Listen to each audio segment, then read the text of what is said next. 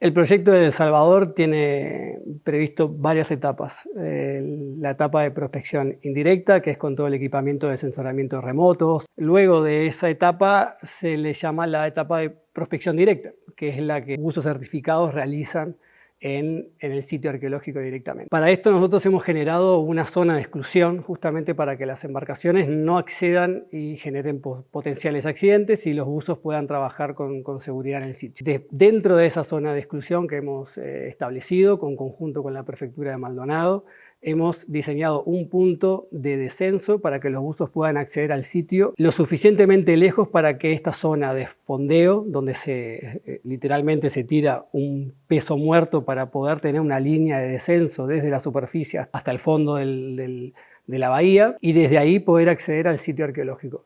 Esta zona, este punto de fondeo, se examina cada vez que se realiza el fondeo para ver si realmente no estamos alterando la zona del sitio arqueológico. Una vez que se da el ok de que efectivamente el punto de fondeo no está afectando ni alterando el sitio arqueológico, desde ahí procedemos a hacer la búsqueda para ubicar el sitio arqueológico dentro del entorno y el área de trabajo.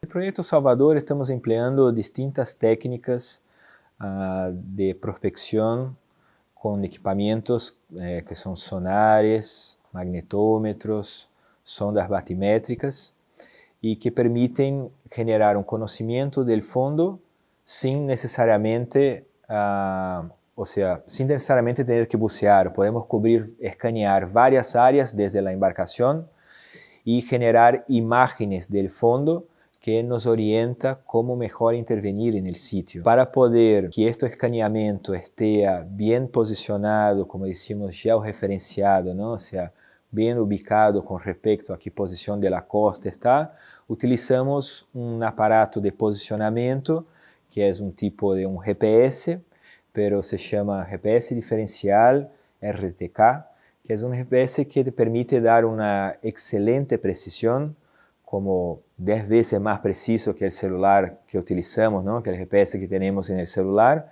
y generar entonces mapas de esos naufragios y de su entorno de manera muy precisa y con una ubicación muy exacta. Un sonar de barrido lateral, que es un tipo de equipamiento de prospección remota que lo operamos desde la embarcación, que permite hacer un escaneamiento del fondo de 30 metros de cada lado desde la embarcación, que tiene una frecuencia específica, en este caso es de 1 MHz, y que esos datos que van generando como un escáner del fondo, pero un escáner con sonido, ¿no? Con pulsos de sonido, esto se va colectando los datos en la computadora y lo vamos viendo en tiempo real lo que está en el fondo, sobre el fondo. Y esto es un equipamiento muy útil que podemos operar desde nuestra embarcación, que es una embarcación pequeña. Además de sonar de barrido lateral, estamos empleando también una sonda batimétrica que genera un relieve del fondo. Y el cruce de los datos del sonar de barrido lateral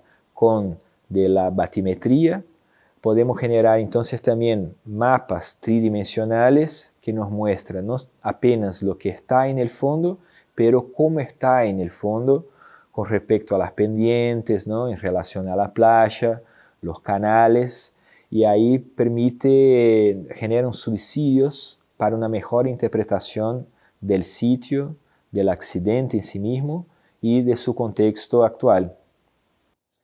Bueno, el primer buceo vamos a hacer una inspección de la zona de fondeo de la embarcación. Vamos a corroborar de que el fondeo esté bien agarrado hacia el fondo y corroborar y chequear con una inspección visual de que no haya alterado nada del sitio arqueológico. Entonces, esta es una imagen de sonar de barrido lateral que la recolectamos 4 días atrás, que muestra la parte del fondo de la embarcación que estamos estudiando por ahora. Este tiene más o menos 23 metros de largo y lo que estamos viendo aquí es parte del fondo de la embarcación con lo que son las cuadernas o las costillas que se asoman del fondo y generan este tipo de sombra de sonido. Nosotros estamos nos acercando por el sitio desde aquí, donde hay nuestro fundeo para el buceo, que está atado con un carrete bajo el agua, un cabo, hasta la embarcación.